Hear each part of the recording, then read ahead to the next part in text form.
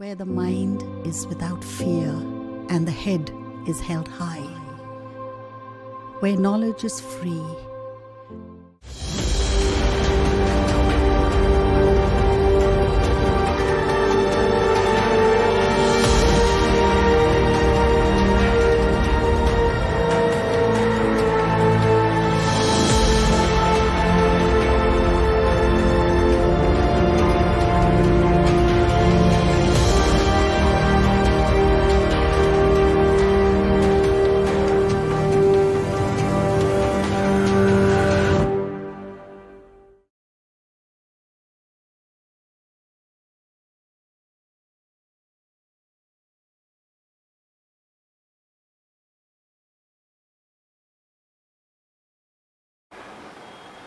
প্রিয় ছাত্রছাত্রী, আমার বিশ্বাস আশা করি তোমরা ভালোই আছো এবং তোমরা বাড়ি দিয়ে মন দিয়ে পড়াশোনা করছো।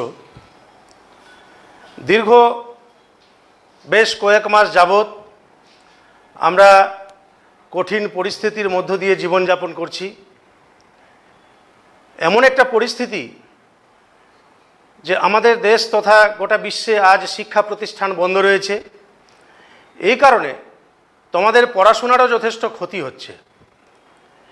তোমাদের এই সময়কালের মধ্যে পড়াশোনাটা যাতে তোমরা চালিয়ে যেতে পারো, সেই কারণে মালদা জেলা প্রশাসন এবং মালদা জেলা শিক্ষা বিভাগ ও আমাদের মতো শিক্ষকদের সহযোগিতায় অনলাইন ক্লাসরুমের আয়োজন করা হয়েছে। এই কারণে আমি মালদা জেলা প্রশাসন এবং মালদা জেলা শিক্ষা বিভাগকে ধন্যবাদ জানাই। আজকের এই অনলাইন ক্লাসরুমে তোমাদেরকে স্বাগত জানাই।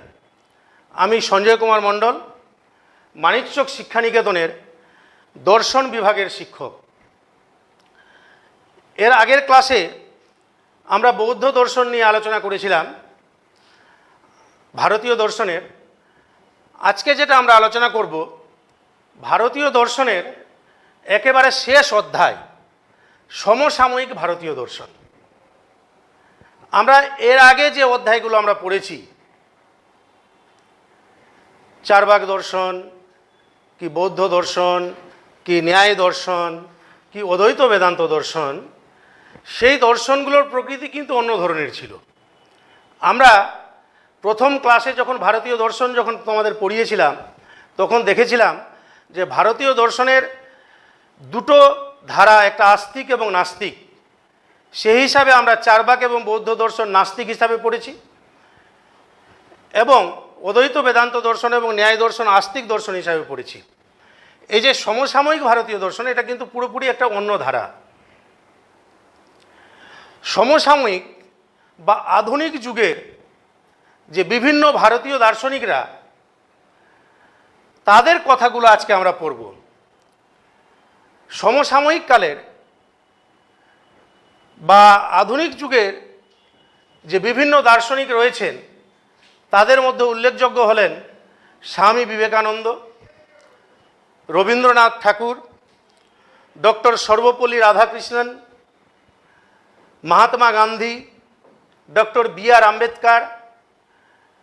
এই যেমন ধরো বিবেকানন্দকে আমরা কিভাবে জেনেছি? বিবেকানন্দকে এতদিন আমরা একটা সন্ন্যাসী হিসাবে জেনেছি। আজকে আমরা কিন্তু বিবেকানন্দকে একজন দার্শনিক হিসাবে জানব।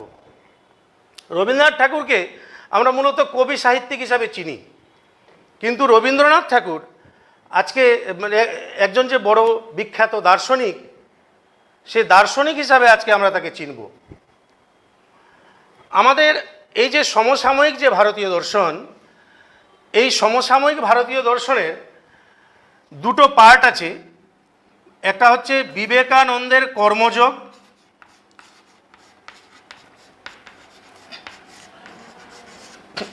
বিবেকানন্দের কর্মযোগ, আর একটা হচ্ছে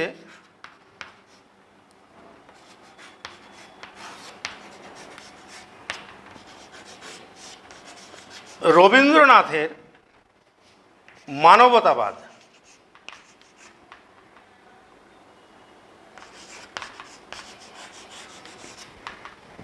বিবেকানন্দ একজন কর্মযোগী দার্শনিক ছিলেন, রবীন্দ্রনাথ ঠাকুর একজন মানবতাবাদী দার্শনিক ছিলেন। এই দুজনের সম্পর্কে আমরা পড়ব। এই ডিটেলস আলোচনা করার পর প্রথমে আমি বিবেকানন্দের কর্মযোগ সম্পর্কে আলোচনা করব, তারপরে রবীন্দ্রনাথের মানবতাবাদ সম্পর্কে আলোচনা করব। এই মূল আলোচনায় যাওয়ার আগে আমি এই অধ্যায়ের কী ধরনের প্রশ্ন আসে সেই সম্পর্কে একটু তোমাদের বলে নিই আর কি। ভারতীয় দর্শনের দুটো অধ্যায় থেকে তোমাদের বড় কোশ্চিন হয়, একটা হচ্ছে ন্যায় দর্শন আর একটা হচ্ছে এই সমসাময়িক ভারতীয় দর্শন। সমসাময়িক ভারতীয় দর্শন থেকে তোমাদের মাত্র একটা কোশ্চিন লিখতে হবে, 8 নম্বরের কোশ্চিন। এখান থেকে তোমাদের বড় কোশ্চিন হবে। অতএব বিষয়টাকে পুরো ডিটেলসে ভালো করে শুনবে। তোমরা নিশ্চয় খাতা কলম নিয়ে বসেছো, যে বিষয়গুলো তোমাদের পয়েন্ট আউট করে নেওয়া দরকার সেই বিষয়গুলো তোমরা পয়েন্ট আউট করে নেবে, ঠিক আছে? তাহলে এখান থেকে একটা বড় কোশ্চিন আসবে। তোমাদের একটা কোশ্চিন থাকবে বিবেকানন্দ থেকে, বিবেকানন্দের কর্মযোগ থেকে, আর একটা কোশ্চিন থাকবে রবীন্দ্রনাথের মানবতাবাদ থেকে, অথবা দেওয়া থাকবে দুটোর মধ্যে তোমরা একটা কোশ্চিন তোমরা করবে, একটা তোমাদের করতে হবে। আমি এবার মূল আলোচনায় প্রথম আলোচনাটা শুরু করছি বিবেকানন্দের কর্মযোগ। বিবেকানন্দ, তোমরা তো জানো যে বিবেকানন্দ কার শিষ্য ছিলেন বলতো? বিবেকানন্দ ছিলেন রামকৃষ্ণের শিষ্য ছিলেন, শ্রী শ্রী রামকৃষ্ণের শিষ্য ছিলেন তিনি। রামকৃষ্ণের কাছ থেকে তিনি মহান শিক্ষা পেয়েছিলেন। তার আদর্শে অনুপ্রাণিত হয়ে তিনি তার পরবর্তী কাজগুলো তিনি করেছিলেন। বিবেকানন্দ রামকৃষ্ণের কাছ থেকে শিখেছিলেন যে মানুষের জীবন থেকে মুক্তি কিভাবে সম্ভব।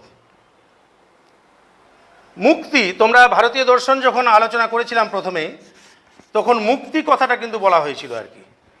মুক্তি বলতে ভারতীয় দর্শনে মোক্ষ লাভের কথা বলা হয়েছে। মোক্ষ, মোক্ষটা কি? মোক্ষটা হচ্ছে, যদিও তোমাদের এর আগে বলা হয়েছে, তাও আমি তোমাদের মনে করানোর জন্য বলে দিই আর কি। দুঃখের, তোমরা লিখে রাখবে এই কথাগুলো, দুঃখের আত্যন্তিক নিবৃত্তিকে বলা হয় মোক্ষ। দুঃখের আত্যন্তিক নিবৃত্তিকে বলা হয় মোক্ষ, বা অন্যভাবে যদি বলা হয়, দুঃখ থেকে চিরমুক্তিকে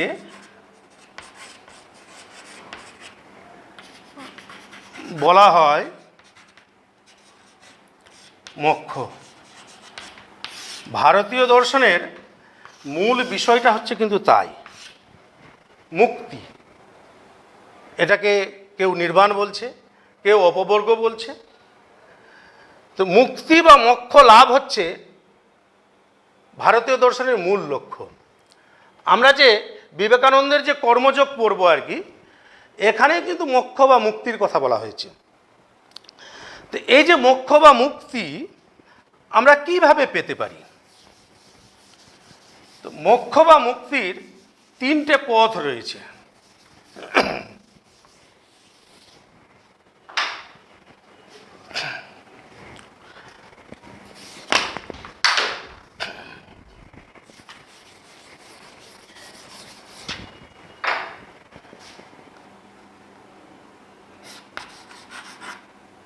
মোক্ষ লাভের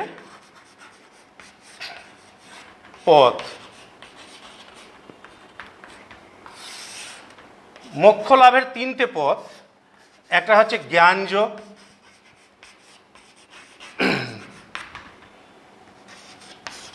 একটা হচ্ছে কর্মযোগ,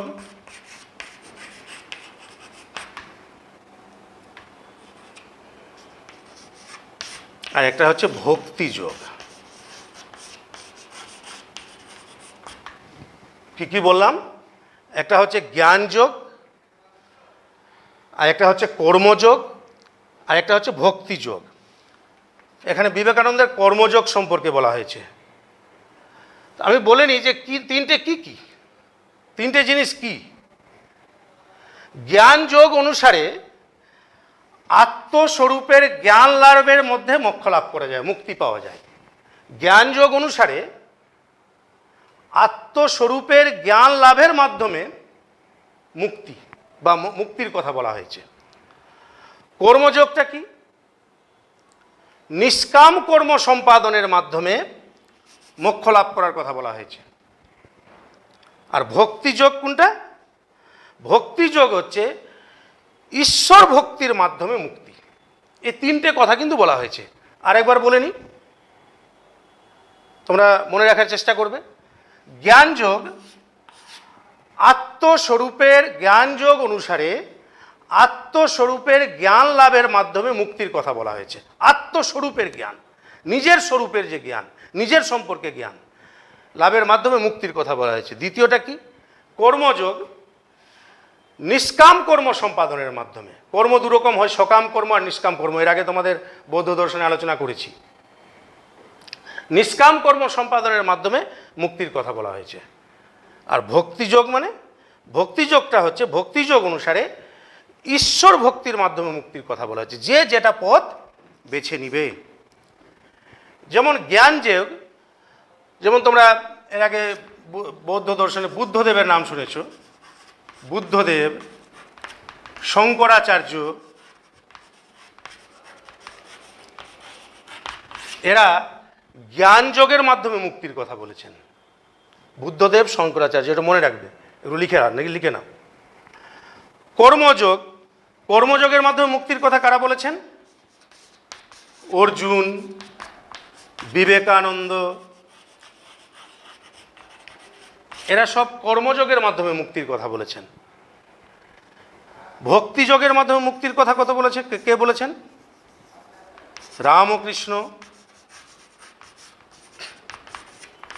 বামাক্ষেপা,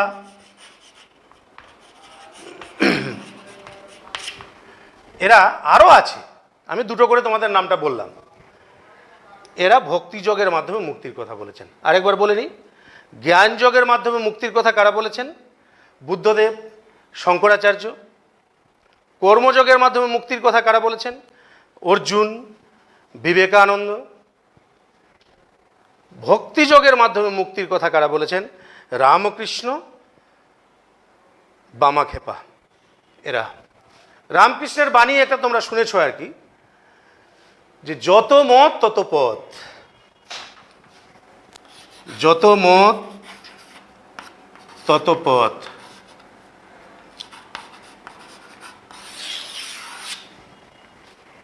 মত আলাদা হতে পারে, পথ আলাদা হতে পারে, কিন্তু উদ্দেশ্য কিন্তু একটাই। এর অর্থটা হচ্ছে এটাই, আমার মত আলাদা হতে পারে, পথ আলাদা হবে। যেমন জ্ঞানযোগ, কেউ জ্ঞানযোগের মাধ্যমে মুক্তির কথা বলতে পারে, কেউ কর্মযোগের মাধ্যমে মুক্তির কথা বলতে পারে, কেউ ভক্তিযোগের মাধ্যমে মুক্তির কথা বলতে পারে। তিনটার উদ্দেশ্যই কিন্তু এক। তিনটার উদ্দেশ্য কি? যে মোক্ষ লাভ। তিনটারই উদ্দেশ্য কিন্তু মোক্ষ লাভ। যেমন গীতাতে শ্রীকৃষ্ণ বলেছেন, জ্ঞানী ব্যক্তি জ্ঞানযোগে, নিষ্কামকামী ব্যক্তি কর্মযোগে এবং শরণাগত ব্যক্তি ভক্তির মাধ্যমে মুক্তির কথা বলেন। তার মানে যে আমাদের উদ্দেশ্য যাই থাক না কেন, যে পথ আমরা অবলম্বন করি না কেন, উদ্দেশ্য কিন্তু একটাই, উদ্দেশ্য হচ্ছে মোক্ষ লাভ। এবার এই যে স্বামী বিবেকানন্দ কিন্তু এই কর্মযোগের কথা বলেছেন। কর্মযোগের মাধ্যমে মুক্তির কথা বলেছেন স্বামী বিবেকানন্দ। তো এরপরে আমাদের প্রথমে এই যে কর্মযোগটা কি, কর্মযোগ মানে এখানে আমি যেটা বললাম, নিষ্কাম কর্ম সম্পাদনের মাধ্যমে মুক্তি বা মোক্ষ লাভ হয়। তো প্রথমে আমাদেরকে বিষয়টা বুঝতে হবে যে কর্মযোগটা কি।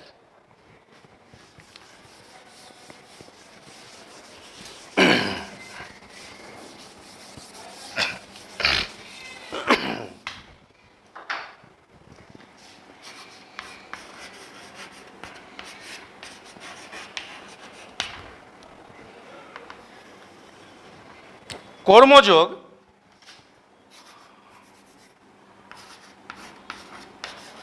কর্ম আর যোগ,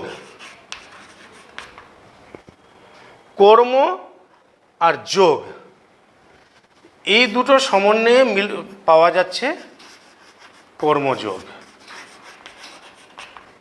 এই দুটো শব্দ যুক্ত হয়ে পাওয়া যাচ্ছে কর্মযোগ। কর্মটা কি? সংস্কৃত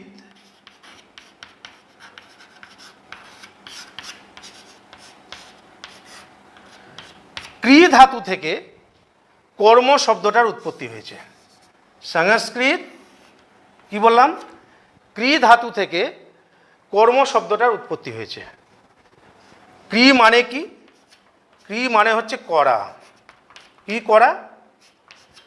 যে কোনো কাজ করা।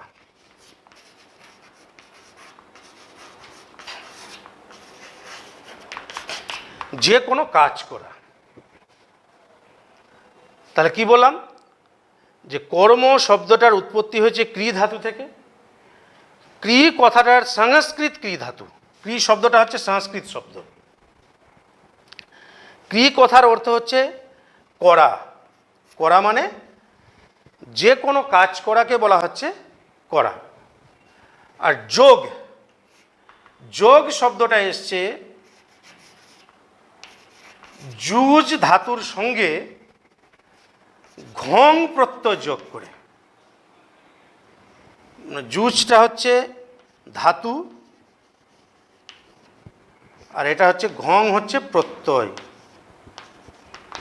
দেখবে, খেয়াল করো, যোগ শব্দটার উৎপত্তি কিভাবে হয়েছে? যুজ ধাতুর সঙ্গে ঘং প্রত্যয় যোগ করে যোগ শব্দটার উৎপত্তি হয়েছে।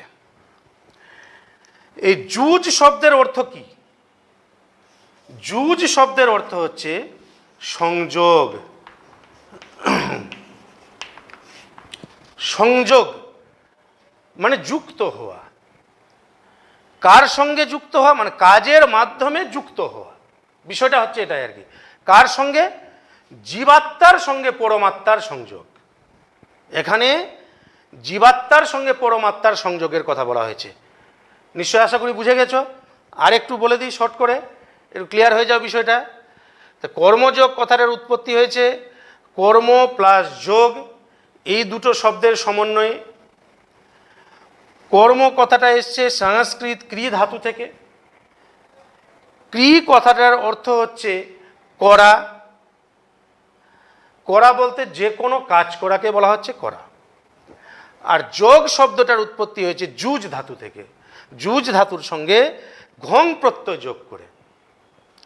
যুজ শব্দটার অর্থ হচ্ছে সংযোগ। এখানে কাজের মাধ্যমে সংযোগের কথা বলা হয়েছে। কার সংযোগের কথা? জীবাত্মার সঙ্গে পরমাত্মার সংযোগের কথা বলা হয়েছে। তো মোটামুটি এই যে কর্মযোগ যে শব্দটা, কর্মযোগ শব্দটার অর্থ তোমাদের কাছে ক্লিয়ার হলো। এবার বুঝতে হবে যে কর্মযোগ কাকে বলে।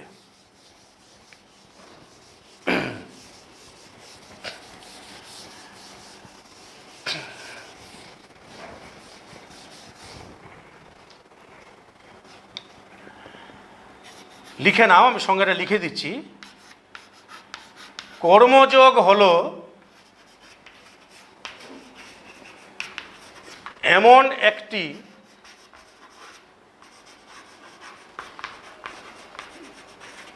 কর্মপদ্ধতি যার সাহায্যে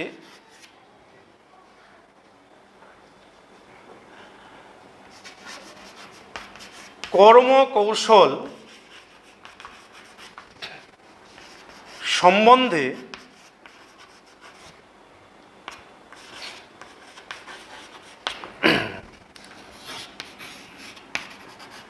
জ্ঞান অর্জন করে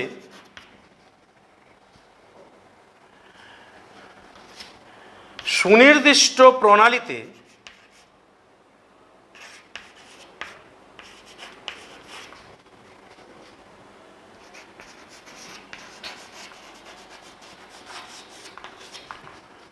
কর্মানুষ্ঠান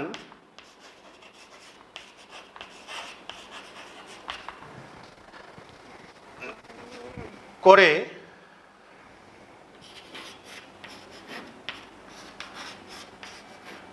সর্বোচ্চ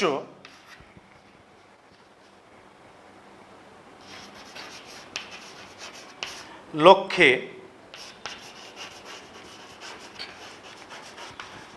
মোক্ষ লাভ।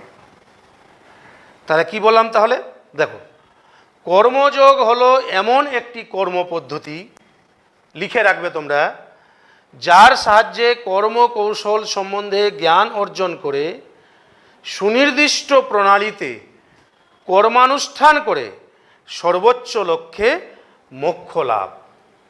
এটাই হচ্ছে কর্মযোগ। এবার তাহলে কর্মযোগ কেন করব আমরা? কর্মযোগ, কর্মযোগের উদ্দেশ্যটা কি?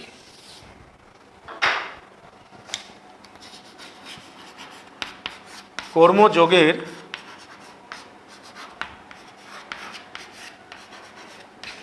উদ্দেশ্যটা কি?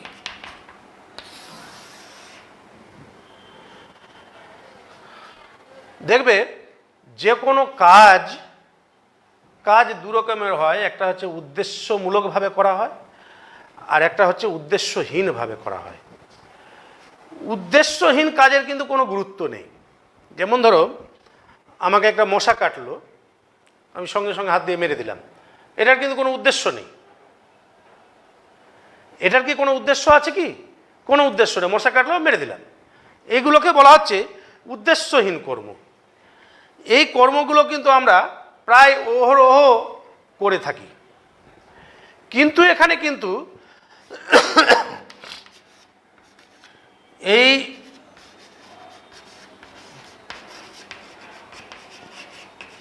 উদ্দেশ্যহীন যে কর্ম, এই উদ্দেশ্যহীন কর্মের কথা কিন্তু বলা হচ্ছে না। বলা হচ্ছে যে কর্মের একটা নির্দিষ্ট উদ্দেশ্য আছে। তো উদ্দেশ্যটা কি? একটা লক্ষ্য স্থির করা। সেই লক্ষ্য স্থির করতে গেলে আমাদের যে প্রথমে এই যে মন, যেটাকে আমরা আত্মা বলি, তাকে ঠিক করতে হবে। মনে আগে ঠিক করতে হবে মনটাকে। তারপরে কি? চরিত্র। যে কোনো একটা ভালো কাজের, উদ্দেশ্যমূলক কাজের ক্ষেত্রে এই চরিত্রটাও কিন্তু একটা বড় ফ্যাক্টর। মন এবং চরিত্র যদি মিলিত হয়, সৎ চরিত্র ভালো কাজ উৎপাদন করে, অসৎ চরিত্র কিন্তু ভালো কাজ উৎপাদন করতে পারে না। আমাদেরকে চরিত্রগতভাবেও কিন্তু সৎ হতে হবে। এই দুটো বিষয় যদি মিলে যায়, তাহলে আমরা একটা কাজের উদ্দেশ্য ঠিক করতে পারবো। যদি এই দুটো বিষয় যদি না মিলে, তাহলে কাজের উদ্দেশ্যটা কিন্তু আমরা ঠিক করতে পারবো না। তখন আমাদের যারা যে উদ্দেশ্যহীন কর্ম হবে, যে কর্মের কোনো সুফল উৎপাদন করতে পারে না, যে কর্ম কোনো সুফল উৎপাদন করতে পারে না, সেই রকম উদ্দেশ্যহীন আমরা কর্ম করব আর কি। তো এই মন এবং আত্মা মিলিত হয়ে একটা নির্দিষ্ট উদ্দেশ্য ঠিক করবে।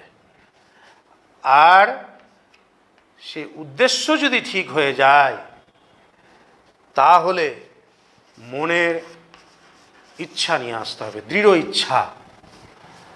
দৃঢ় ইচ্ছা যদি না থাকে, আমি উদ্দেশ্য ঠিক করে নিলাম, মনের ইচ্ছাই হচ্ছে না, ঠিক করে নিয়েছি আমি, কিন্তু ইচ্ছাটাকে জাগ্রত করতে হবে মনের মধ্যে। আমি যদি ইচ্ছাটাকে জাগ্রত করতে না পারি, তাহলে কোনোদিনই ভালো কাজ সম্ভব নয়।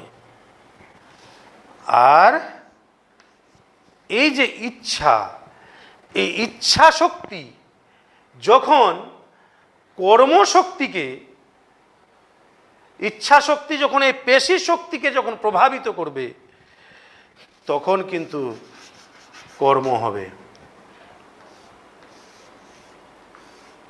নচেত যে কর্ম হবে সেটা হবে উদ্দেশ্যহীন কর্ম। উদ্দেশ্যমূলক কর্ম তখনই সম্ভব।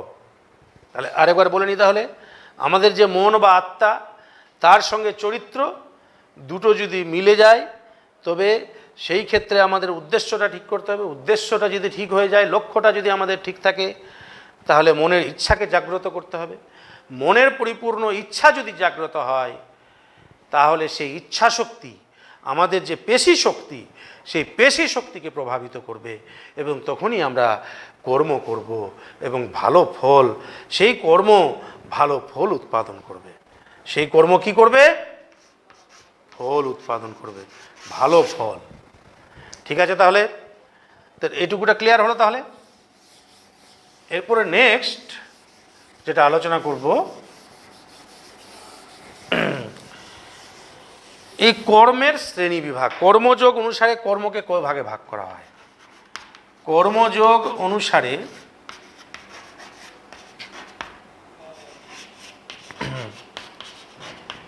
কর্মের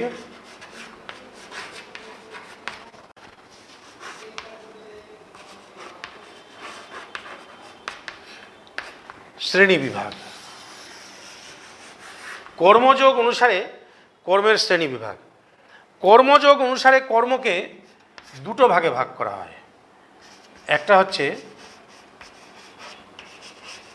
সকাম কর্ম,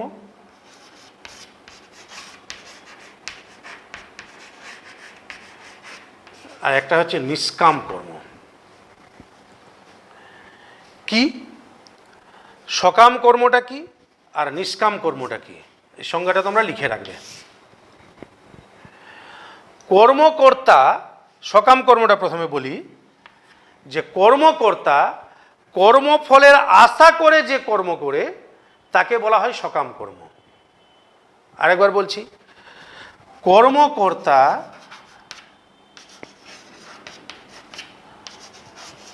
কর্মফলের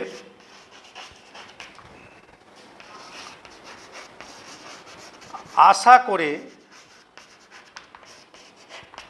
যে কর্ম করে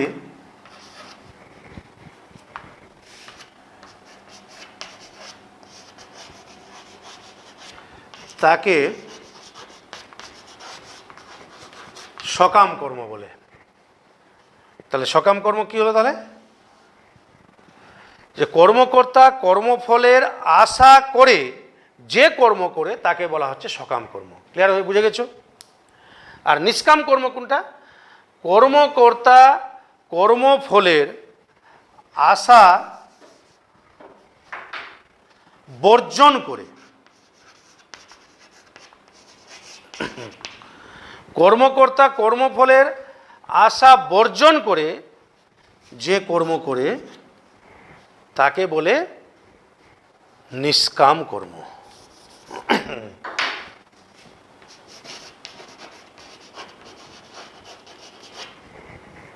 তাকে বলে নিষ্কাম কর্ম। তাহলে কি হলো? কর্মকর্তা কর্মফলের আশা বর্জন করে যে কর্ম করে তাকে বলে নিষ্কাম কর্ম। ক্লিয়ার হয়েছে বিষয়টা?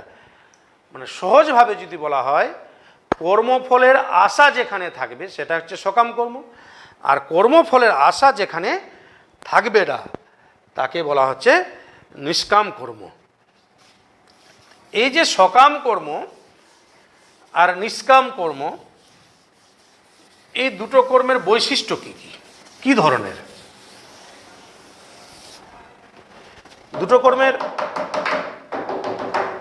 বৈশিষ্ট্য কি ধরনের?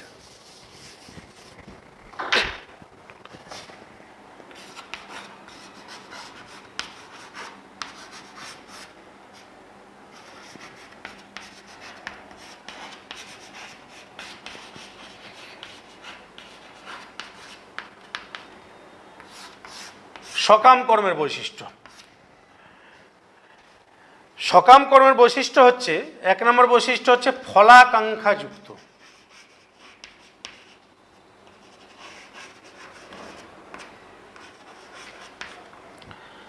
ফলাকাঙ্ক্ষাযুক্ত মানে যেহেতু সকাম কর্মে ফল উৎপাদন হয়, ফল লাভের আকাঙ্ক্ষা থাকে, এই জন্য এই কর্মের একটা অন্যতম বৈশিষ্ট্য হচ্ছে এই কর্ম হচ্ছে ফলাকাঙ্ক্ষাযুক্ত কর্ম। দুই নম্বর,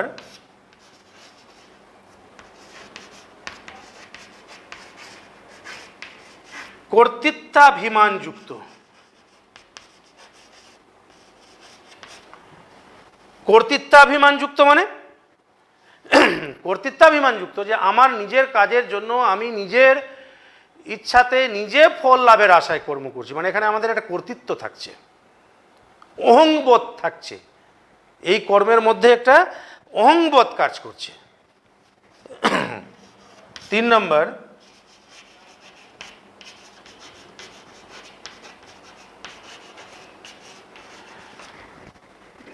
কর্ম সম্পাদনে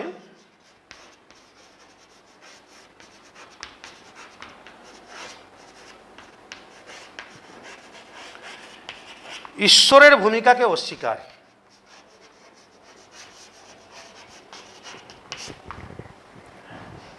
আমরা ভারতীয় দর্শনে বিভিন্ন জায়গায় বলা হয় যে কোনো কর্মের পিছনে ঈশ্বরের একটা হাত থাকে, ঈশ্বরের একটা ভূমিকা থাকে, কিন্তু সকাম কর্মে এই যে ঈশ্বরের যে ভূমিকা, সে ঈশ্বরের ভূমিকাকে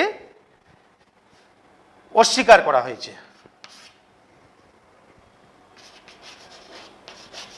4 নম্বর হচ্ছে সকাম কর্মের ফল ভোগ। এটা তো প্রথমেই বলা হয়েছে, সংজ্ঞাতেই বলা হয়েছিল যে ফল লাভের আশা করে যে কর্ম। তো এই যে সকাম কর্ম যে ফল উৎপাদন করে, সেই ফল কিন্তু কর্মকর্তাকেই ভোগ করতে হবে, সেখান থেকে মুক্তির কোনো উপায় নেই।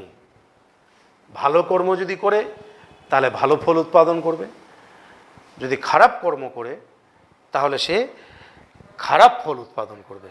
তাহলে কি হলো? তাহলে সকাম কর্মের বৈশিষ্ট্য 1 নম্বর, এই কর্ম হচ্ছে ফলাকাঙ্ক্ষাযুক্ত কর্ম। 2 নম্বর কি বৈশিষ্ট্য? কর্তৃত্বাভিমানযুক্ত কর্ম। 3 নম্বর কি আছে? কর্ম সম্পাদনে ঈশ্বরের ভূমিকাকে অস্বীকার করা হয়েছে। আর 4 নম্বর কি? সকাম কর্মের ফল ভোগ কর্মকর্তাকেই ভোগ করতে হবে। এরপর হচ্ছে নিষ্কাম কর্মের বৈশিষ্ট্য।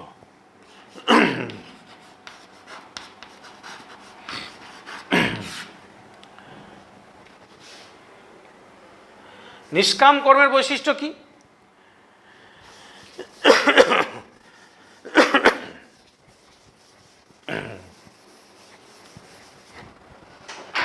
নিষ্কাম কর্ম হচ্ছে ফলাকাঙ্ক্ষা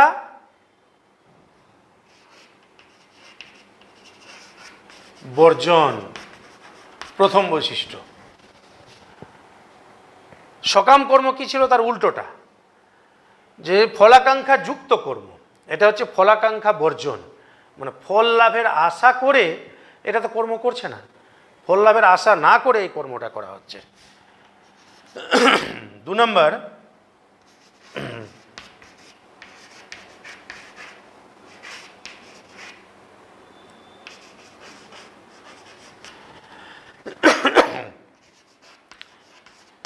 কর্তৃত্বাভিমান বর্জন।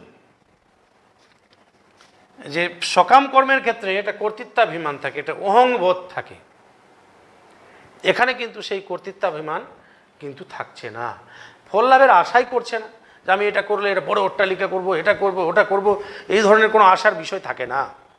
এই কারণে কিন্তু এখানে অহংবোধ বা কর্তৃত্বাভিমানও কিন্তু থাকছে না। 3 নম্বর কি? ঈশ্বরের উপর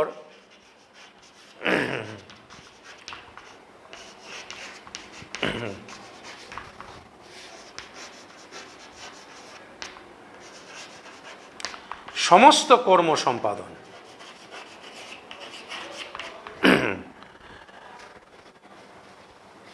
যে ঈশ্বরের উপর সমস্ত কর্ম সম্পাদন কেন? যে যারা নিষ্কাম কর্ম করে তারা ভাবে যে আমি যে কর্ম করছি এই কর্মটা আমি আমার ইচ্ছায় করছি না, এই কর্মটা আমি করছি ঈশ্বরের ইচ্ছাতে। 4 নম্বর, ঈশ্বর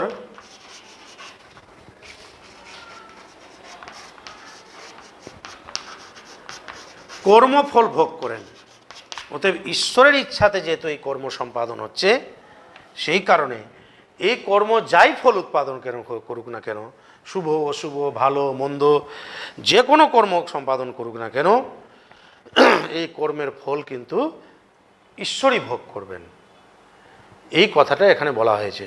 তাহলে ক্লিয়ার হলো? তাহলে কি বলা হলো? তাহলে নিষ্কাম কর্মের বৈশিষ্ট্যতে কি বলা হয়েছে? নিষ্কাম কর্মের বৈশিষ্ট্য প্রথম 1 নম্বর কি? ফলাকাঙ্ক্ষা বর্জন করা হয়েছে। 2 নম্বর কি? কর্তৃত্বাভিমান বর্জন। 3 নম্বর ঈশ্বরের উপর সমস্ত কর্ম সম্পাদন। আর 4 নম্বর হচ্ছে ঈশ্বর কর্মফল ভোগ করেন। তো এই যে আমরা দুটো কর্ম পড়লাম, একটা সকাম কর্ম আর একটা হচ্ছে নিষ্কাম কর্ম। এই যে বিবেকানন্দের যে কর্মযোগ, এই বিবেকানন্দের কর্মযোগে কিন্তু এই নিষ্কাম কর্মের কথা বলা হয়েছে।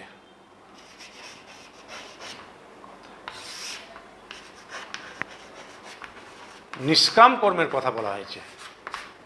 কর্মযোগে কিন্তু সকাম কর্মের কথা কিন্তু বলা হয়নি।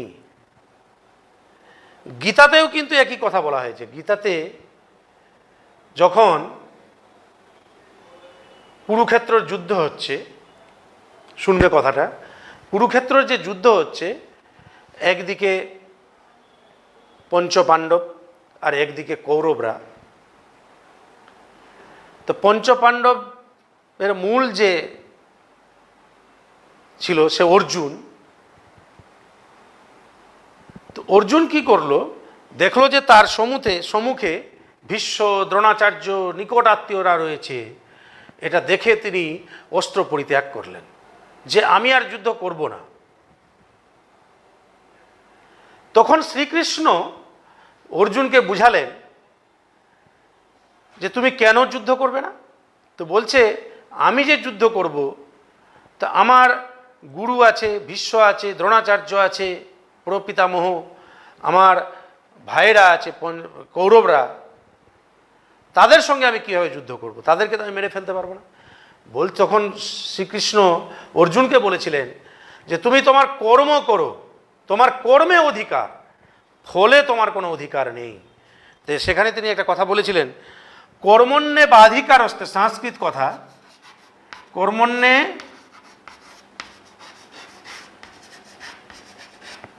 বাধিকারস্তে, কর্মণ্যে বাধিকারস্তে মা ফলেষু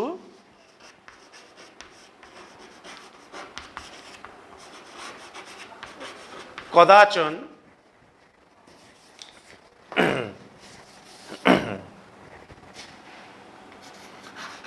মা কর্মফল হেতু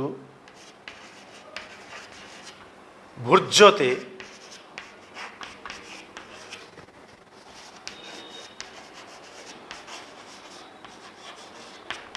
ছন্দহস্ত কর্মাণি।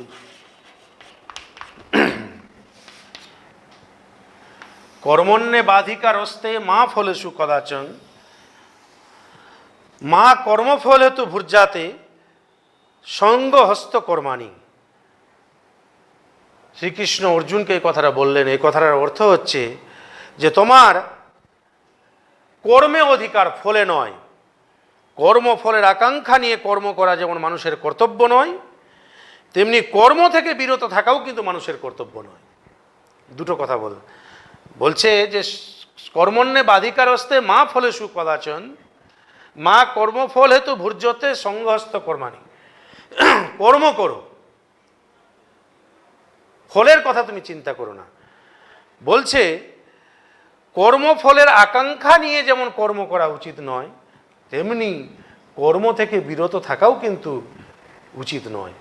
যেমন আমি ধরো একটা কোনো কাজ করছি, সেই কাজটা আমার ভুল হতেই পারে। আমার ভুল হবে এই ভয়ে আমি যদি কাজটাই যদি না করি, তাহলে তো হলো না। কাজ থেকে, কর্ম থেকে কিন্তু বিরত থাকলে কিন্তু চলবে না। তাহলে কর্মযোগের মূল কথা তাহলে কি আসলো? তাহলে কর্মযোগের তাহলে সার কথা কি, মূল কথা কি? কর্মযোগের সার কথা কি কি আসলো তাহলে? 1 নম্বর হচ্ছে ফলাকাঙ্ক্ষা বর্জন,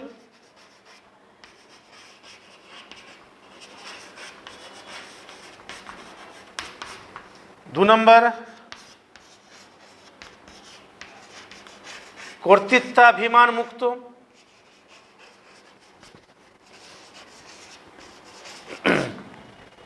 আর 3 নম্বর হচ্ছে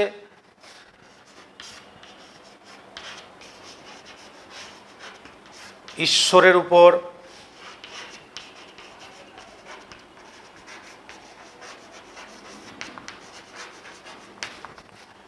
সমস্ত কর্মফল সমর্পণ।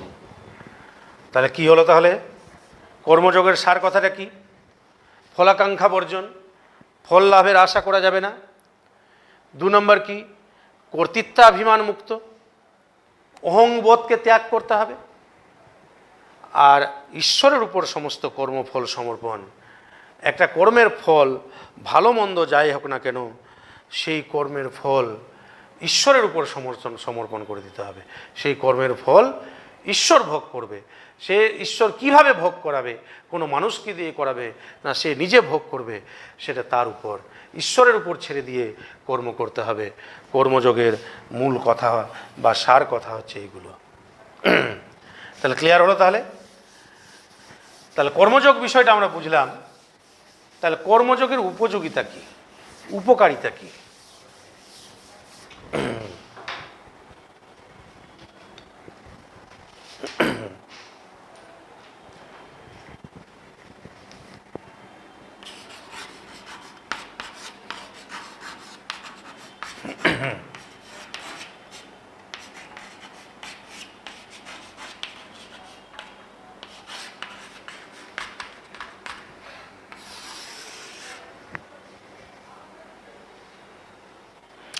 স্বামী বিবেকানন্দ বলেছেন এই কর্মযোগের প্রভাব ব্যক্তি জীবনে এবং সমাজ জীবনে ও আধ্যাত্মিক জীবনে কিন্তু বিদ্যমান।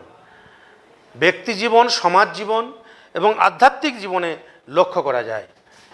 1 নম্বর, কি কি শিক্ষা দেয় কর্মযোগ আমাদেরকে, কি কি উপকারিতা রয়েছে? কর্মযোগ শিক্ষা দেয়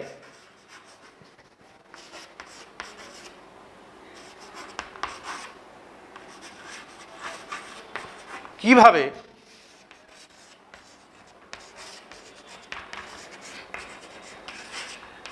সৎ চরিত্র গঠন করতে হবে।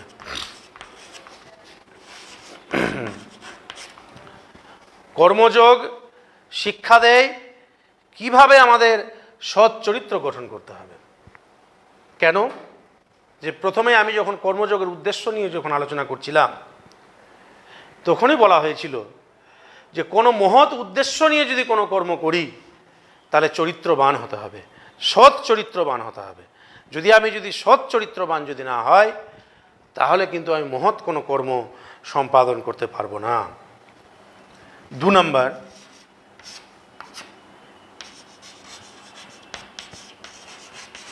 কর্মযোগ শিক্ষা দেয়, এগুলো কিন্তু তোমরা লিখে রাখবে,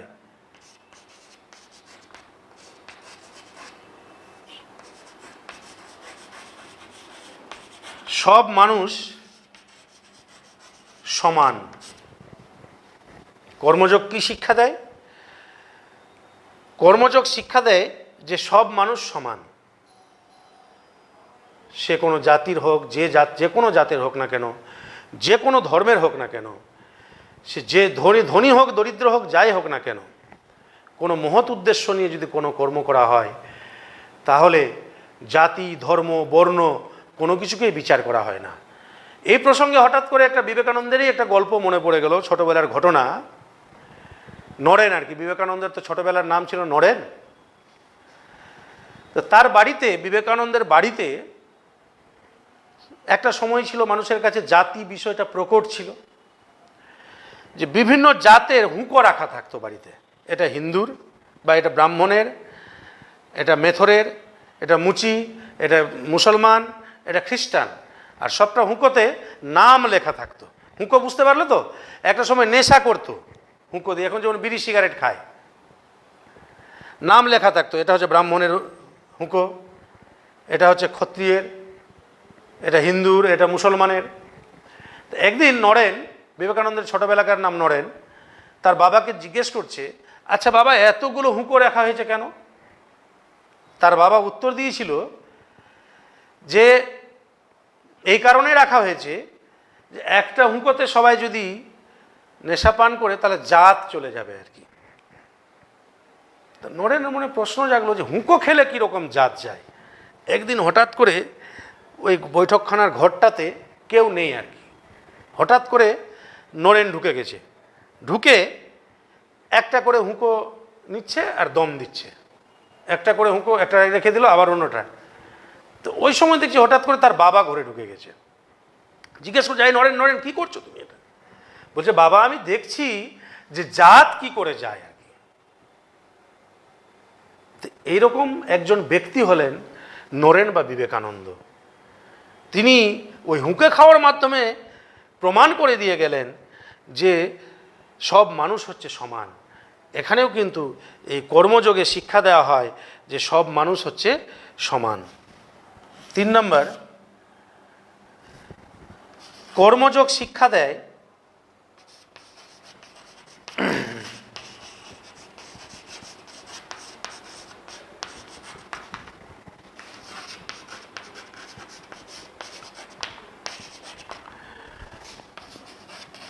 অপরের কল্যাণে কাজ করতে। কর্মযোগী যারা, তারা কিন্তু নিজের কল্যাণের কথা কিন্তু ভাবে না। শুধু যদি নিজের কল্যাণের কথা যদি ভাবা হয় তাহলে সে কর্মযোগী হলো না, সেটা নিষ্কাম কর্ম সে সম্পাদন করতে পারবে না, তাহলে সেটা হয়ে গেল কিন্তু সকাম কর্ম। ঠিক আছে, আরেকটা কথা বলবো এখানে, কর্মযোগ শিক্ষা দেয় আনন্দের সঙ্গে কিভাবে কাজ করা যায়। 4 নম্বর, কর্মযোগ শিক্ষা দেয়, দেখতে পাচ্ছ তোমরা, কর্মযোগ শিক্ষা দেয়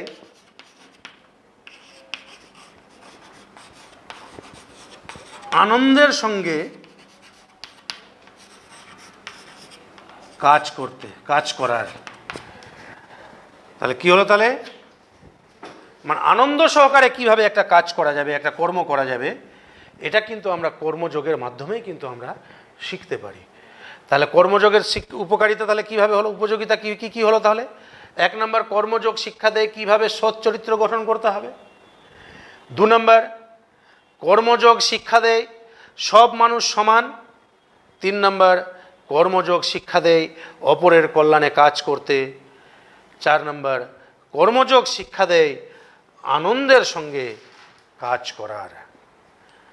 তাহলে মোটামুটি ক্লিয়ার হলো তোমাদের যে স্বামী বিবেকানন্দের কর্মযোগ। তো এই যে কর্মযোগ যে পুরো বিষয়টা, এই পুরো বিষয়টা তোমরা ডিটেলসে পড়বে, এখান থেকে বড় কোশ্চিন আসবে। আমরা তাহলে এরপরে পরবর্তী আলোচনায় যাব রবীন্দ্রনাথের মানবতাবাদ। রবীন্দ্রনাথের মানবতাবাদ আমরা এর আগে আলোচনা করলাম স্বামী বিবেকানন্দের কর্মযোগ, এবার আমরা আলোচনা করব রবীন্দ্রনাথের মানবতাবাদ। রবীন্দ্রনাথ ছিলেন বিশ্বের বিস্ময়, বিশ্বকবি। আজকে সারা বিশ্বের সব মানুষ কিন্তু রবীন্দ্রনাথের নাম জানে। তো রবীন্দ্রনাথকে কি হিসাবে জানে?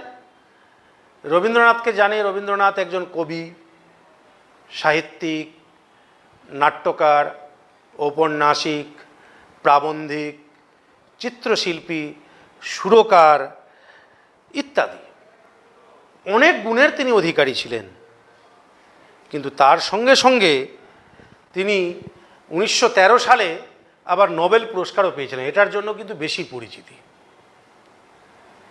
কিন্তু রবীন্দ্রনাথের আরেকটা যে বড় দিক, তিনি ছিলেন দার্শনিক, একজন মানবতাবাদী দার্শনিক।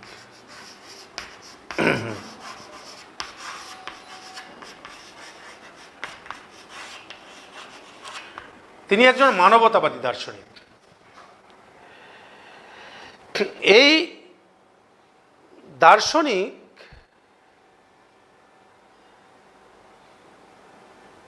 যে তার ভাবনা তার বিভিন্ন কবিতা, গল্প, উপন্যাস, নাটকের মধ্যে কিন্তু ধরা পড়েছে। তো প্রথমে আমরা বিষয়টা বুঝে নিব যে মানবতাবাদটা কি। মানবতাবাদ, এই যে মানবতাবাদ, এর ইংরেজি প্রতিশব্দ হচ্ছে হিউম্যানিজম।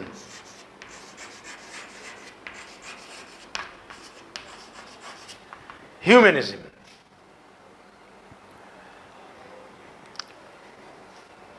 এটা হচ্ছে একটা ইংরেজি প্রতিশব্দ।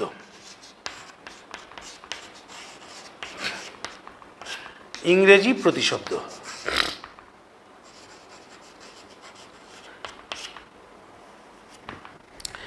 এই হিউম্যানিজম শব্দটা উৎপত্তি হয়েছে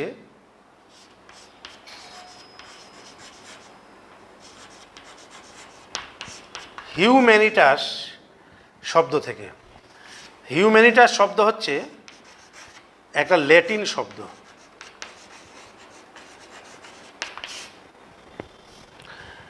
এই হিউম্যানিটাস শব্দটার অর্থ হচ্ছে জীবনের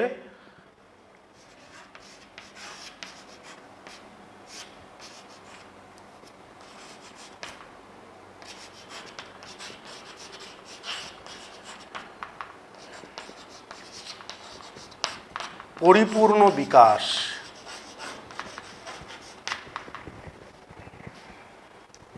জীবনের পরিপূর্ণ বিকাশ।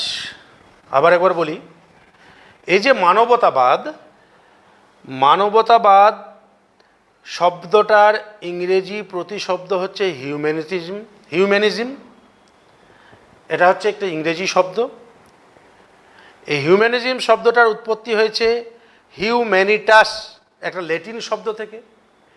হিউম্যানিটাস শব্দটার অর্থ হচ্ছে জীবনের পরিপূর্ণ বিকাশ। তা হলো যে মানবতাবাদের তাহলে অর্থ কী দাঁড়াচ্ছে? যা মানুষের জীবনের পরিপূর্ণ বিকাশকে সূচিত করে তাকেই বলা হচ্ছে মানবতাবাদ। তাহলে কি দাঁড়াচ্ছে? তাহলে যা, লিখে রাখবে এটা, যা মানুষের জীবনের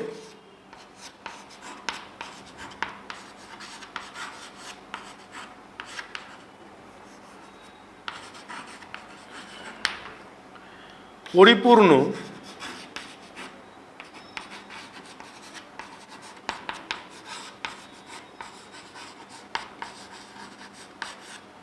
বিকাশকে সূচিত করে তাকে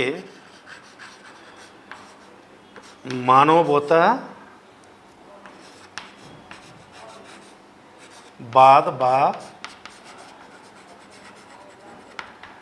হিউম্যানিজম বলে। দেখো,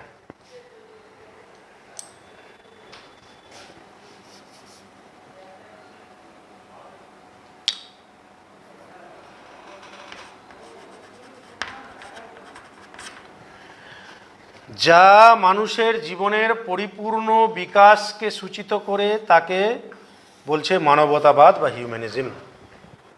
তাহলে কি হলো? তাহলে আরেকবার বলছি যে মানবতাবাদ, রবীন্দ্রনাথের মানবতাবাদকে বুঝতে হলে আগে মানবতাবাদ কথাটাকে বুঝতে হবে। মানবতাবাদের ইংরেজি প্রতিশব্দ হলো হিউম্যানিজম, যেটা ল্যাটিন শব্দ হিউম্যানিটিস থেকে উৎপন্ন হয়েছে, যার অর্থ হচ্ছে জীবনের পরিপূর্ণ বিকাশ। এই অর্থকে কেন্দ্র করে যদি মানবতাবাদের সংজ্ঞা যদি দেওয়া যায় তাহলে এরকম দাঁড়ায়, দেখে নাও, যা মানুষের জীবনের পরিপূর্ণ বিকাশকে সূচিত করে তাকেই বলা হচ্ছে মানবতাবাদ। রবীন্দ্রনাথ ঠাকুরের একটা বিখ্যাত বই, যে বইটার নাম হচ্ছে রিলিজিয়ান অফ মেন। রবীন্দ্রনাথ ঠাকুরের একটা বিখ্যাত বই যার নাম হচ্ছে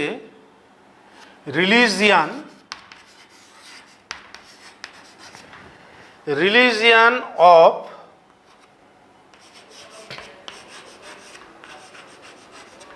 মেন, মানে মানুষের ধর্ম।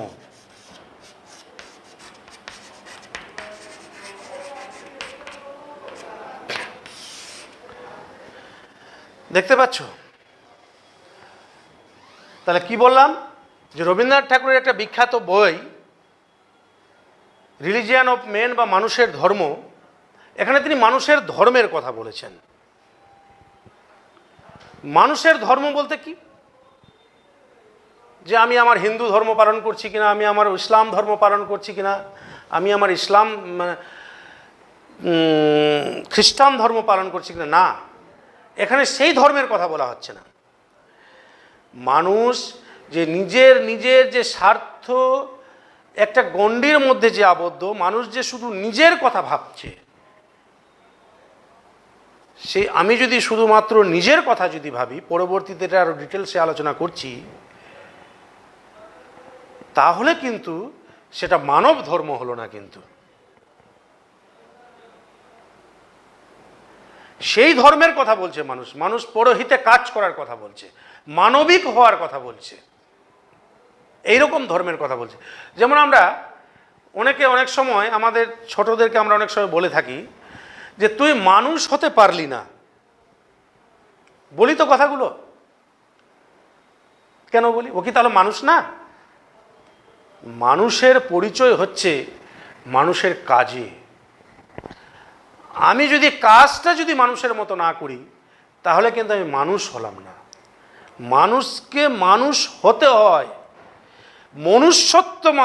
মনুষ্যত্বের মধ্য দিয়ে, মনুষ্যত্ব অর্জনের মধ্য দিয়ে মানুষকে মনুষ্যত্বের প্রমাণ দিতে হয়। আমি যদি মানুষের মতো কাজ যদি না করি, তাহলে আমি মানুষ নই। যেমন অনেক সময় দেখবে পেপারে লেখা বেরোয় যে তার উপরে পাশবিক অত্যাচার করা হয়েছে। পাশবিক, তো সত্যি দুঃখের কথা আর কি। আজকে পশুদের যদি জ্ঞান থাকতো, পশুরা যদি লেখাপড়া জানতো, যদি পশুরা যদি পেপার পড়তে জানতো, তাহলে ঐক্যবদ্ধ হয়ে তারা মানুষের বিরুদ্ধে প্রতিবাদ করত। কেন? যে পাশবিক কথাটা এসছে পশু থেকে। পশুরা বলতো যে আপনারা যে কাজটা করেছেন আমরা কিন্তু করি না, খবরদার আপনি আমাদের নামটা দিবেন না, পশু বলবেন না, আপনারা মানুষের কাজ করেছেন, মানুষের এটা কাজ। তো সেই বিষয়টাকে বলছি যে মানুষের অপরের কল্যাণে যে কাজ করা, অপরের জন্য যে কাজ করা, সেই কথাগুলো কিন্তু এখানে মানবতাবাদের কথা কবি রবীন্দ্রনাথ ঠাকুর তার এই বইটার মাধ্যমে লিখেছেন আর কি। এরপরে যেটা আমরা আলোচনা করব, মানবতাবাদের উৎস অনুসন্ধান।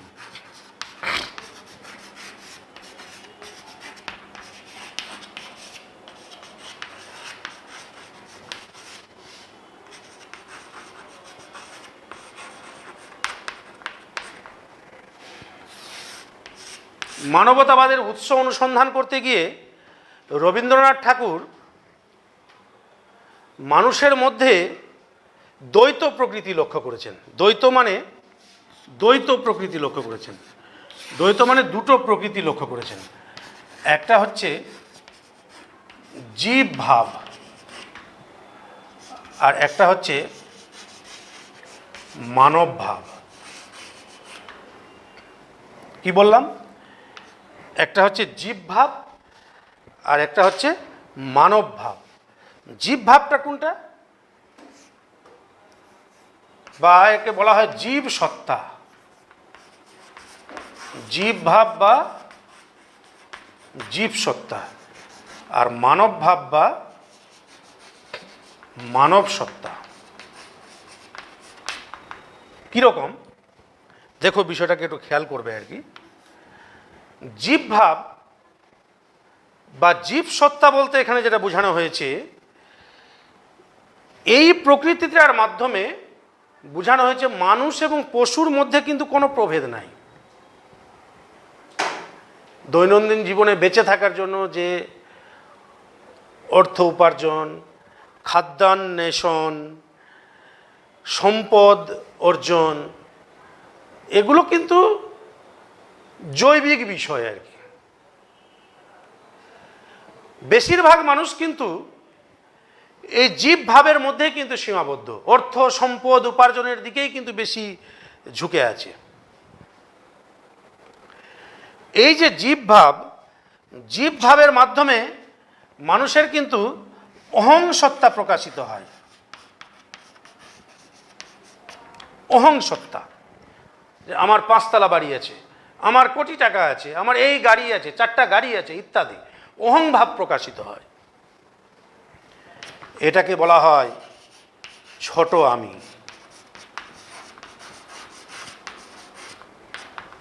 ক্লিয়ার হলো তাহলে বিষয়টা? আর এই যে জীব ভাব, এই যে চাওয়া পাওয়া, অর্থ উপার্জন, সম্পদ উপার্জন, এর কিন্তু কোনো সীমা নাই। একটা চাহিদা যখন মানুষের যখন মিটে যায়, তখন অন্য একটা চাহিদার কিন্তু জন্ম নেয়। আর যখন সেটা পূরণ করতে না পারে, তখনই মানুষের কিন্তু দুঃখ দেখা দেয় মানুষের মনে, এবং মানুষ স্বার্থপর হয়ে উঠে, পিশাচ হয়ে উঠে। এতে কোনো শান্তি নেই জীব সত্তার মধ্যে। আর একটা সত্তা কি? একটা হচ্ছে মানব ভাব বা মানব সত্তা। এই মানব ভাব বা মানব সত্তাটা কি? এই যে আমাদের যে অর্থ সম্পদের যে চাহিদা, এই যে জৈবিক যে চাহিদা, এই জৈবিক চাহিদা থেকে বেরিয়ে গিয়ে আমাদের সর্বাঙ্গীন মঙ্গলের জন্য, সমস্ত মানুষের মঙ্গলের জন্য, কাজ করতে হবে। মানুষের মনে মানব সত্তার উদ্রেক ঘটাতে হবে, মানবিক হতে হবে। আমি যদি শুধু অন্যের জন্য যদি কাজ না করি, তাহলে মানবিক ভাব আমার মধ্যে কিন্তু জাগ্রত হবে না। যেমন একটা নদী যখন প্রবাহিত হয়, দেখো সেই নদীটা ছুটে চলেছে কোথায়? সেই নদীটা ছুটে চলেছে যতক্ষণ না সেই নদীটা সাগরে মিলিত হচ্ছে, ততক্ষণ পর্যন্ত তার কিন্তু বিরাম নাই। তার আনন্দ কিন্তু ওই সাগরে মিলিত হয়েই। সাগরে সে যতক্ষণ মিলিত হবে না, ততক্ষণ কিন্তু সে ক্ষান্ত হবে না। একই রকমভাবে আমাদের মনের মধ্যে যে আত্মা, আমাদের যে আত্মা, এই আত্মা সব আত্মার সঙ্গে মিলিত হয়ে পরমাত্মার সঙ্গে মিলিত হবে। আর এই পরমাত্মার কি বললাম, আমাদের যে আত্মা, এই আত্মাটা মিলিত হবে কার সঙ্গে? পরমাত্মার সঙ্গে। পরমাত্মার সঙ্গে যখন মিলিত হবে, তখন সেটাকে বলা হচ্ছে বড় আমি। রবীন্দ্রনাথ কিন্তু এই বড় আমির কথা কিন্তু বলেছেন। এই প্রসঙ্গে একটা ঘটনা মনে পড়ে গেল, যে ঘটনাটা রবীন্দ্রনাথ ঠাকুর তার এই যে রিলিজিয়ান অফ মেন, যে গ্রন্থটার নাম বললাম একটু আগে, রিলিজিয়ান অফ মেন, এই গ্রন্থে তিনি উল্লেখ করেছেন আফগানিস্তানের একটি যুদ্ধক্ষেত্রের ঘটনা। একবার আমেরিকা তার বোমারু বিমান নিয়ে আফগানিস্তানের মাহসুদ বলে একটা গ্রাম ছিল, লিখে খেয়াল রাখবে, মনে রাখবে, এটা মাহসুদ বলে গ্রাম। তো সেই মাহসুদ বলে গ্রামে আমেরিকা বোমারু বিমানের সাহায্যে অবিরাম বোমা বর্ষণ করছে, সেই গ্রামটাকে ধ্বংস করবে বলে আর কি। সেই বোমা বর্ষণকালে দৈবাতক্রমে একটা বোমা হঠাৎ করে ভেঙে পড়ে যায় সেই গ্রামটাতে। সেই বিমানের মধ্যে, বিমান তো সেই বিমানের মধ্যে কিন্তু কয়েকজন সৈন্য কিন্তু বেঁচে ছিল। কোন সৈন্য? আমেরিকান সৈন্য, আহত অবস্থায়।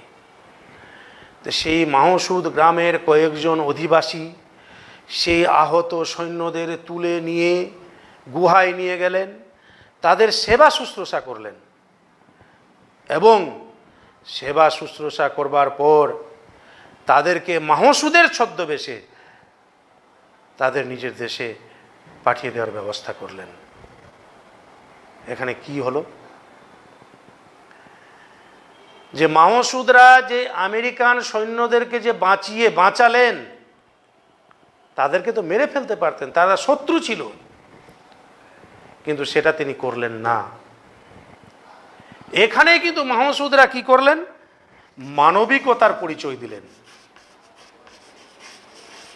মানবিকতার পরিচয় দিলেন। এটাই হচ্ছে কিন্তু মানব ভাব। তিনি তাদেরকে জীব জ্ঞানে সেবা করলেন, শিব জ্ঞানে সেবা করলেন। আর আমেরিকার সৈন্যরা কি করেছিল? তাদের মধ্যে কিন্তু জীব ভাব ছিল, জীব সত্তা ছিল তাদের মধ্যে। কিন্তু মাহসুদদের কি ছিল? মাহসুদদের মধ্যে কিন্তু মানব সত্তা ছিল। সেই কারণে তারা জীব, এই যেমন বিবেকানন্দ বলেছে না, জীবে প্রেম করে যেই জন সেই জন সেবিছে ঈশ্বর। তারা জীব ভেবে, জীব জ্ঞানে তাদেরকে সেবা করেছে। তারা ভাবেনি যে ওরা হচ্ছে আমাদের শত্রু। এরপরে লাস্ট পয়েন্ট তোমাদের আলোচনা করব। আমরা প্রায় শেষের দিকে পৌঁছে গেছি। যে রবীন্দ্রনাথের মানবতাবাদের বাস্তব প্রয়োগ।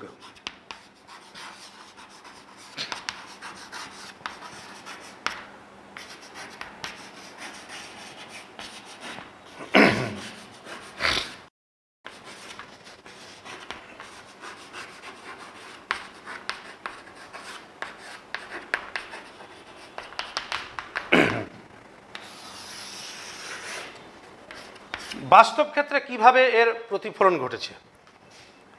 যেমন 1948 সালে রাষ্ট্রসংঘ মানবাধিকার ঘোষণা করেছে। মানবাধিকার ঘোষণা করেছে মানে সকল মানুষের সমান অধিকার। এটা কিন্তু রবীন্দ্রনাথের যে মানবতাবাদ তারই কিন্তু প্রতিফলন। এবং এই মানবাধিকারকে কেন্দ্র করে আজকে ভারতবর্ষ তথা বহু রাষ্ট্রে মানবাধিকার কমিশন গঠিত হয়েছে, যাতে মানুষের স্বার্থ সুরক্ষিত থাকে। এটা একটা বাস্তব প্রয়োগ। 2 নম্বর, 1877 সালে বিবেকানন্দ কি করেছিলেন? রামকৃষ্ণ মিশন প্রতিষ্ঠা করেছে।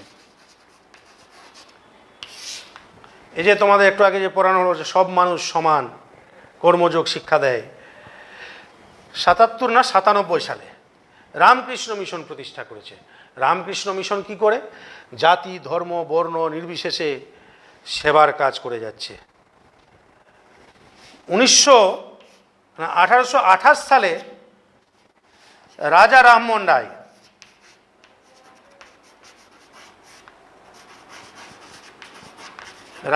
রায় কি করলেন? ব্রাহ্ম সমাজ প্রতিষ্ঠা করলেন। ব্রাহ্ম সমাজ প্রতিষ্ঠা করেছেন। ব্রাহ্ম সমাজ কি ছিল? যে কুসংস্কার, পৌত্তলিকতা, জাতি ধর্ম বর্ণ এইগুলোর বিরুদ্ধে কিন্তু আন্দোলন ছিল ব্রাহ্ম সমাজের। এখানেও কিন্তু মানবিকতার কথা কিন্তু বলা হয়েছে। এবং এই ব্রাহ্ম সমাজের সদস্য কিন্তু রবীন্দ্রনাথ ঠাকুরও কিন্তু হয়েছিলেন এই ব্রাহ্ম সমাজের সদস্য। 4 নম্বর, তোমরা যে বৌদ্ধ দর্শন পড়েছ,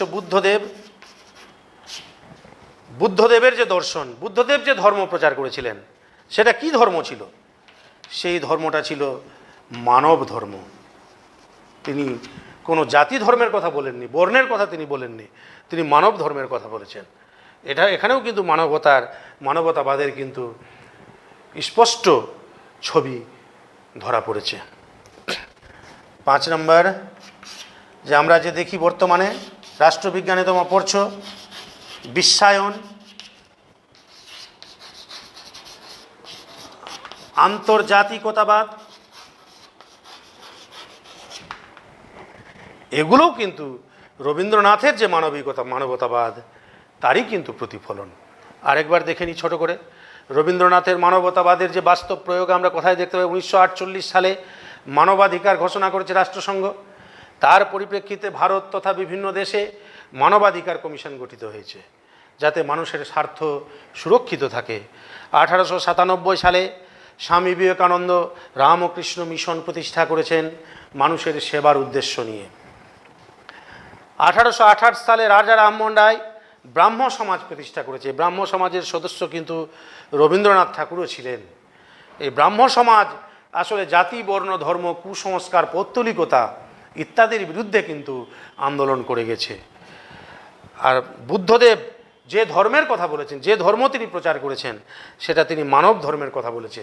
এর আগে তোমরা বৌদ্ধ দর্শন যে অধ্যায়, সেই অধ্যায়ে তোমরা পড়েছ। 5 নম্বর যে বিশ্বায়ন বা আন্তর্জাতিকতাবাদ, এই বিশ্বায়ন বা আন্তর্জাতিকতাবাদ যে রাষ্ট্রবিজ্ঞানে তোমরা পড়ছো, এটাও কিন্তু মানবতাবাদেরই ফসল। তাহলে আমরা শেষের দিকে চলে এসেছি। তাহলে এই অধ্যায়ের যে দুটো বিষয়, যে বিবেকানন্দের কর্মযোগ আর রবীন্দ্রনাথ ঠাকুরের মানবতাবাদ, যে বললাম যে একটাই কোশ্চিন হবে 8 নম্বরের, এটা তোমরা কিন্তু দুটো কোশ্চিনই কিন্তু ভালোভাবে পড়বে। একটার প্রিপারেশন কিন্তু নিবে না। কেন নিবে না একটার প্রিপারেশন? ধরে একটা তোমার কমনের মধ্যে আসলো না, প্রশ্ন হয়তো একটু ঘুরিয়ে দিয়ে দিল, তাহলে যাতে তোমরা সমস্যায় না পড়ো, সেই জন্য দুটোকেই ভালোভাবে প্রিপারেশন নিবে। বিবেকানন্দের কর্মযোগটাও ভালোভাবে পড়বে, আর রবীন্দ্রনাথ ঠাকুরের মানবতাবাদটাকেও ভালোভাবে পড়বে। আর যে আজকে যেটা পড়ানো হলো, তোমরা বই থেকে ভালোভাবে পড়বে। যদি এতেও তোমরা না বুঝতে পারো, তাহলে ইউটিউবেও কিন্তু এটা দেওয়া হচ্ছে। ফিলোসফি সাবজেক্ট বলে সার্চ করবে, ক্লাস 11-এর ফিলোসফি, পাঠশালা মালদা বলে বা সবার কেবল বলে তোমরা পাবে। সেখানে তোমরা পুনরায় সেই ভিডিওটাকে দেখতে পারবে। তাতেও যদি তোমাদের কোনো বুঝতে কোনো অসুবিধা হয়, তোমাদের যে বিদ্যালয়ের শিক্ষক, তার সঙ্গে তোমরা যোগাযোগ করবে, সে নিশ্চয়ই সেটা সমাধান হবে। আর সবশেষে তোমাদের বিবেকানন্দের একটা কথা বলে একটা শেষ করব। বিবেকানন্দের একটা বাণী, যে তুমি যাহা চিন্তা করিবে তাহা হইয়া যাইবে। তুমি যদি নিজেকে দুর্বল ভাবো, তাহলে তুমি দুর্বল হবে, আর তুমি যদি তেজস্বী ভাবো, তাহলে তুমি তেজস্বী হবে।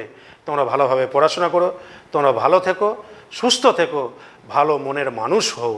এই কথা বলে আজকে আমার ক্লাস শেষ করছি। আবার তোমাদের দেখা হবে।